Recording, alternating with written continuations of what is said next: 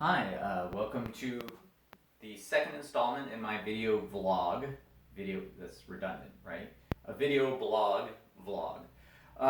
So today I am working on tentacles for practical, sorry, www.digitalpracticalfx, that's the letters fx.com.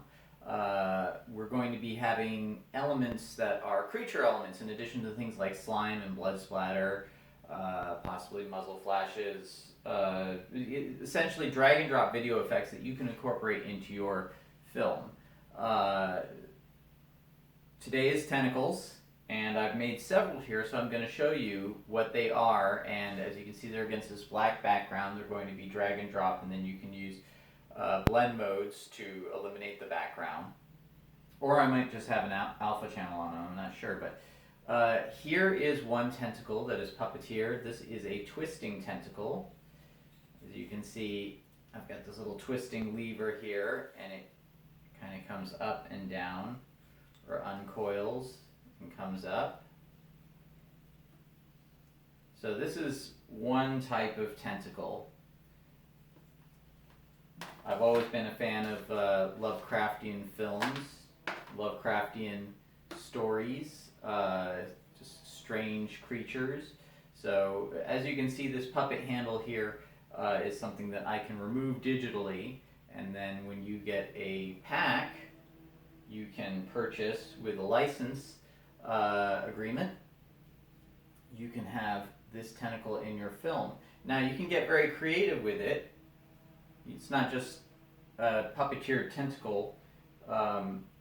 There are a lot of different things that you can do with this. You can add additional things to it. As you can see, there are little kind of suction cup things on the tentacle that you can track. You can track other objects to it.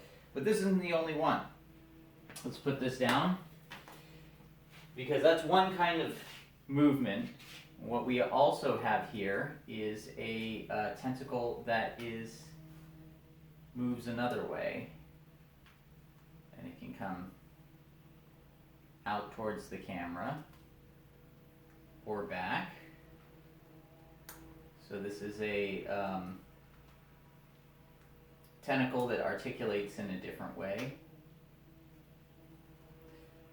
And of course, it'll be shot in 4K on a proper camera, so you'll get a lot better quality than this. But we'll again remove those rods.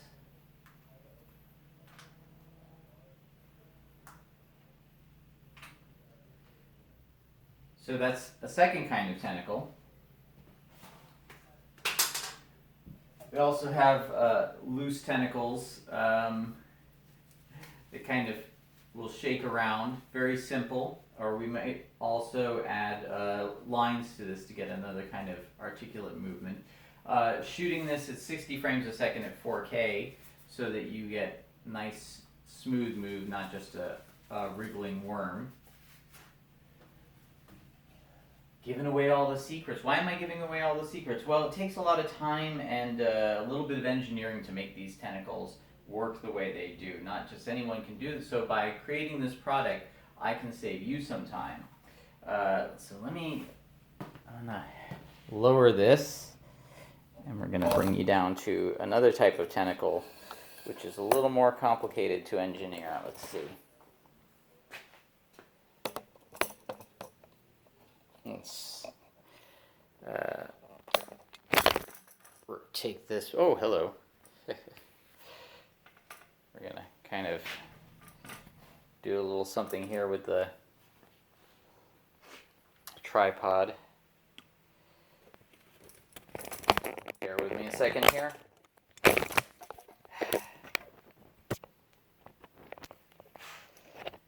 This is a video, this is a vlog. So we're doing this.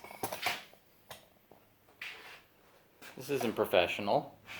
This isn't how we're doing it. We're just vlogging at the moment. So let's see. Let's get this down here so you can see this.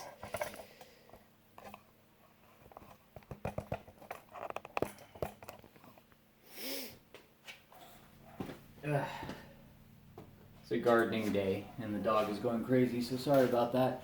So, okay, so here's another tentacle. Let's get this moving. This one's a little more challenging, and I've got to get the surface tacked down somehow, but this is a magnetic tentacle. So if you want something kind of feeling around, this needs work. This is all a work in progress, by the way.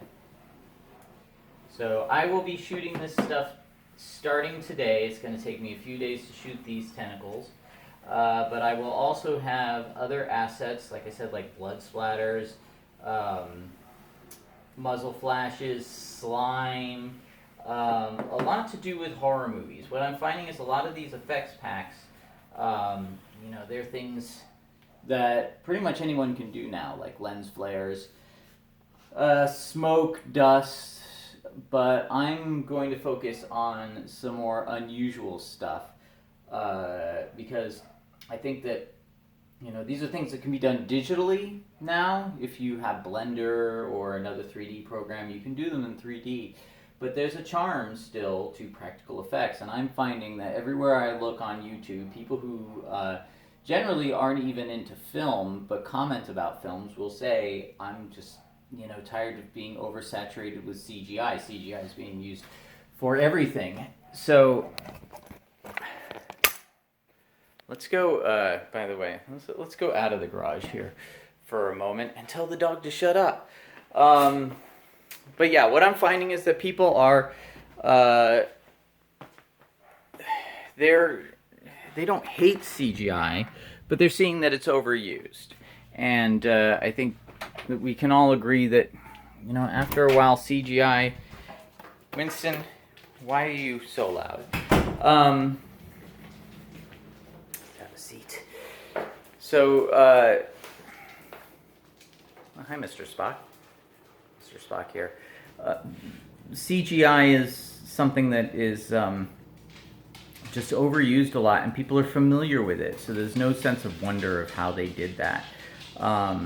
With what I'm creating, these are practical effects elements that can be added digitally. So no, you don't have a practical effect on set like you would like, but it still has that tangibility of being a practical effect. Because I did the Quantum Terror, which is in production right now, and I'm going to talk about that a little bit. I have a lot of experience with kind of the creepy crawly stuff, the tentacles, the mandibles,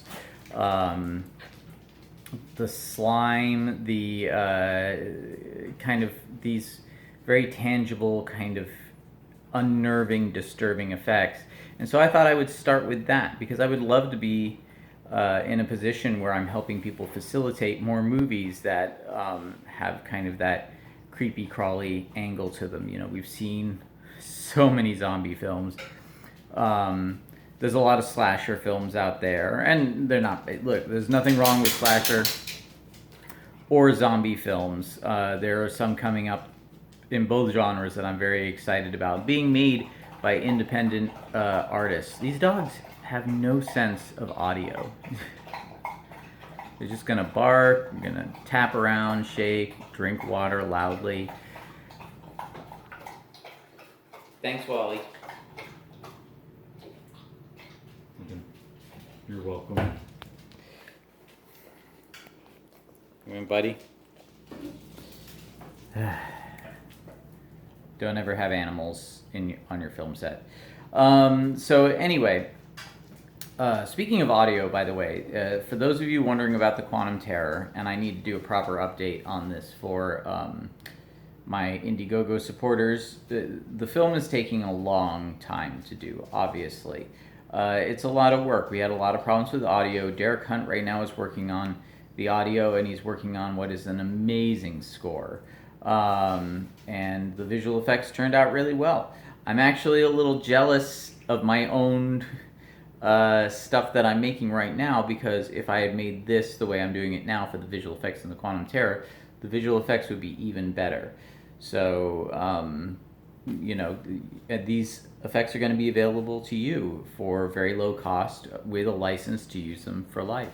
So I'm very excited about this, and I just want to say thank you again for watching this, and yeah, I thought I was going to run out of time. My phone quit on me at the 10-minute mark, so I thought I was trying to wrap that up, and I failed. But anyway, so these are the tentacle packs. There will be other creature packs.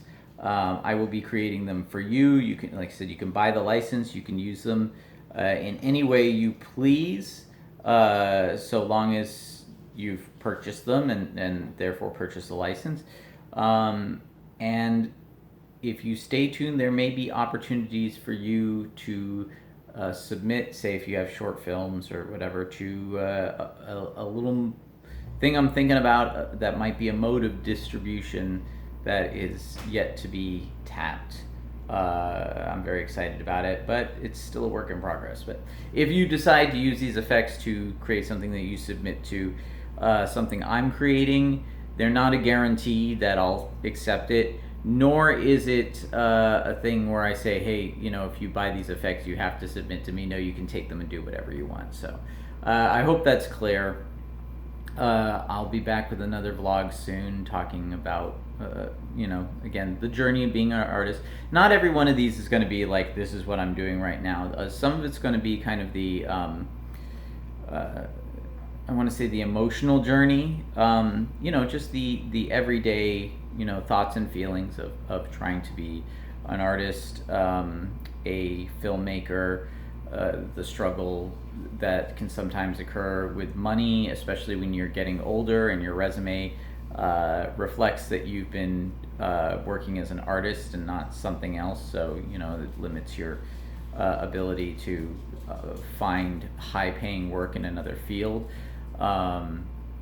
Or you know, the people who try and kind of like knock the wind out of your sails, even the ones that think that they are doing it for you know, noble reasons, are actually behaving very badly. And I'm going to talk a bit about them because it's kind of like a little bit of high and mighty narcissistic attitude that some people can have towards you sometimes, and you need to dump those people.